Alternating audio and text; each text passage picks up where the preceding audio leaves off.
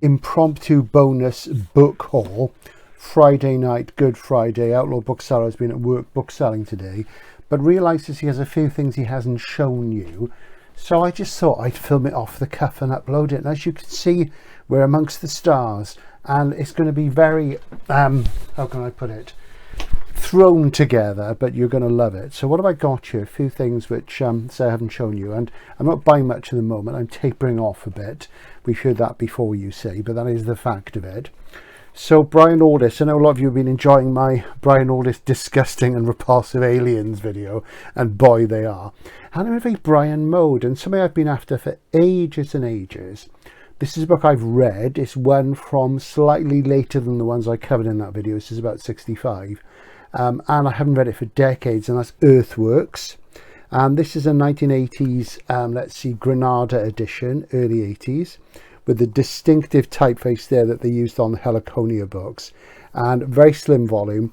I remember not being massively fussed on this at the time, but I've been after a decent copy for ages, and I just kept seeing old NEL ones from the 60s, and I wanted a proper Granada, so I'm really pleased with that, because I've got this slipcase set, which I'll just reach down, which I bought some while ago on eBay, 4 of the best.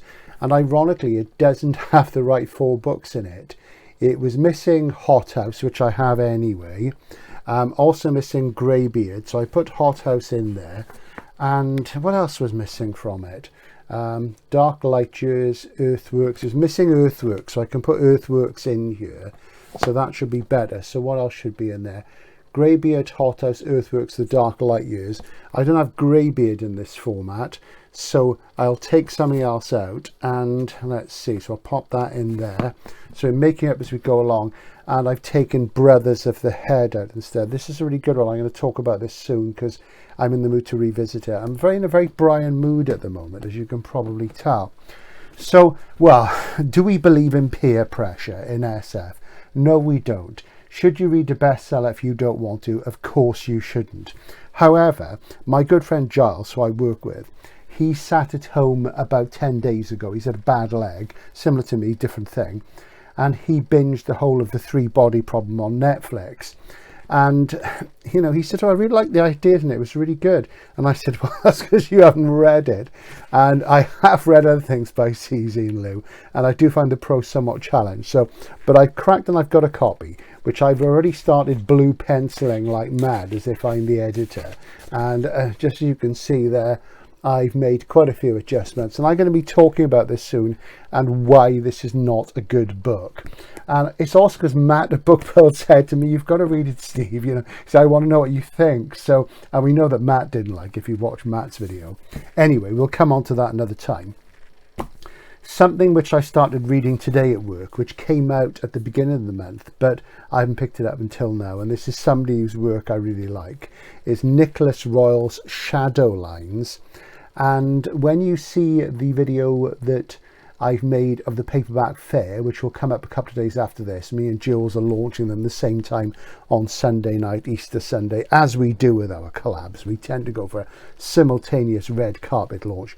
We talk about this, and Nicholas Royle is from Manchester. There's a video about his work on the channel. He does horror, general fiction, really great writer. He's the same age as me. There are 2 Nicholas Royles. Watch the video that this links to at the end, because it's fascinating about the 2 Nicholas Royles and the confusion that causes.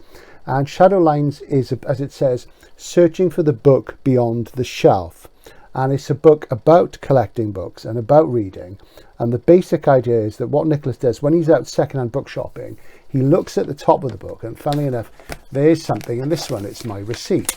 And he will look for a mark there to see if there's something inserted, and he calls these things inclusions. Okay, anything inserted, like a bus ticket or shopping list, a pressed flower.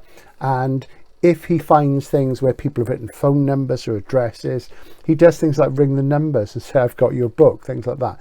This book is all about that. It's also about collecting the Reverend Audrey's training books, all sorts of things, and he covers all sorts of things. I'll do a proper review of it later on, and absolutely brilliant. It just says on the back, share his enthusiasm for Penguin Modern Stories, Paul Auster's cult classic New York trilogy, as well as books in art and film. It's just fantastic stuff, and it's the sequel to his book White Spines, which is about collecting picadors, and this looks like a picador, but it's actually published by Salt, where Nicholas used to be an editorial director. Great stuff. If you like books, this is a book for you. And he froths at the mouth, and I love it. And I've lost my page now because I took that receipt out, but I know roughly where I am.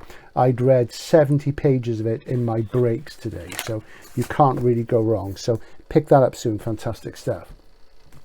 Something that's been reissued recently in paperback, very handsome paperback, is this Ursula K. Le Guin's. See, Le Guin, I'm saying it properly this time. 5 Ways to Forgiveness, which are Hein Stories. So they're related to the initial trilogy, to the Dispossessed, to the Left Hand of Darkness. And buying this, which is very beautiful in Gollancz, will stop me from buying a expensive first edition hardcover, which came out in the 90s. It's not that expensive, but it's a 90s book, so it's not that nice. This is lovely. The only problem with this is it's got a Neil Gaiman quotation on the front. His quotations are everywhere, and I know they sell books, but you know, he's got good taste, Neil, and we like a lot of the same stuff, but I can't get excited about his work, I'm sorry. But yeah, very beautiful. I think you'll agree. I'm going to show you something strange now, and this is really weird, and I'm saying this, as you know, as a very expensive, as a very experienced sort of bookish guy who spent a lot of time in bookshops, working in them and all sorts of other things. And this is Chris Becket's Mother of Eden in its current livery, the second or third, I can't remember which one it is, of the Eden trilogy. And these are really great. I'm going to talk about these a bit more soon. If you like things like Children of Time and you haven't read the Eden trilogy, you really should. These are fantastic things. Also, if you like Brian Aldiss, if you like things like Hot House, you should probably reread these as well. But what you'll notice about this is that this is in shrink wrap. Now, this is a standard UK B format paperback from Corvus. Now, these books do not come shrink wrapped. Standard B format British books of almost any kind, and B is the standard format for mass market paperbacks and has been for years now, don't come shrink wrapped. So I'm wondering what's happening. So I'm going to unclip this with my little scissors and take the shrink off in case there's something special about it. Now, I don't think there's any reason why there should be, but it's very, very weird. And I've got this because I'm a bit of a Becket obsessive. And if you haven't read Chris Becket, you're missing out. There's an interview with Chris on the channel, and there'll be an overview soon because I love his work and I've read more or less all of it. So I'm just taking that out, see if anything falls out in the Nicholas Roman. No, it doesn't. So that's very, very odd. So there you go. So shrink that for no apparent reason. I'm not sure what's going on there. That is really weird. Ask anybody who works in a general bookshop and they'll tell you that's completely strange. Then I have something here which was sent to me in the post by its author, Simon Strong. Thank you, Simon, for getting in touch and sending this. And he sent me a rather nice postcard with some very pretty flowers on it and a message on the back. And he says, hope everything is rocking for you and that you enjoy my stupid book. Always happy to chat about William S. Burroughs. Also made a few films about him. All the best, Simon. Well, thanks, Simon. And this is Simon's stupid book. So here we go. And it's called Even the Old Dude is Cool, William Burroughs on the Wheels of Steel and the Silver Screen. And what it is, it's a sort of handsome trade paperback. And it sets out all the appearances of Burroughsian material in music and film and other media in the form of trump cards. And for example, there's the Buzzcocks first single. This is their first single on UA. We won't tell you what the title is, so we get in trouble. And all sorts of other things. And it's a real labour of love. It's really good, actually. And I'm a big William S. Burroughs fan, as you know. And it's really, really great. So thanks a lot, Simon. I'm sure you can pick this up somewhere, so do Google it. I've forgotten to look where you can get it. But really good. He sort of published this himself. So excellent stuff. So if you're a WSB scholar and collector like me, that's just the job. So I think that's more or less it. Something you should watch if you haven't seen it. Kenny RH who does a lot of SF collecting. He has released a video within the last day showing his book haul from the Vintage Book Fair. That's up now, so you can have a look at that. I think John from Sci-Fi Scavenger is going to have one up probably, I think he said Monday, with a little bit of footage on it, and also his book haul. And John's read some really great stuff this week, actually. He's read some fantastic books, and I've just kind of complimented him on that thing, and just sort of say that, you know, what fun it was to sort of meet the guys, albeit briefly. It was a shame that we didn't get to talk more. And I'm just turning that off because it's getting on my it's just sort of lasers in the eye. And really, it was just really, really good, you know, to have that sort of link with the community, as it were. And as I say, community is an overused word. You're probably wondering what that noise is. I've got this strange light and it's very, very loud, but I'll put it back off again. But it was just fantastic to meet the guys and meet some of you who view the channel as well. And it really, really was fun. It's much better than doing just this virtual stuff all the time, you know. So in the next week, what's going to happen? So there's going to be the Vintage Paperback Fair video on Sunday at 5:45 UK time. Jules's goes up at the same time.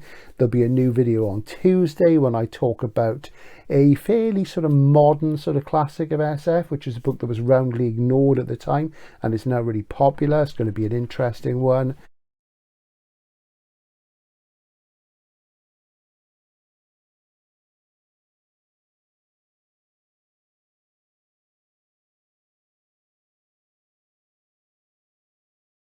And midweek, I'm not sure, there'll be some other things happening as well, but I think that's all for now. So I hope you have a nice Easter weekend, and I'll see you soon. Bye for now. With reading, you have to trust your instincts, but they have to be developed first. And once you find the right place, it's not essentially a bad thing to stick there. You can experiment, but you've got to develop that thing where you can intuit what is probably going to be successful, because time is short. And that's something that I felt I've strayed away from recently.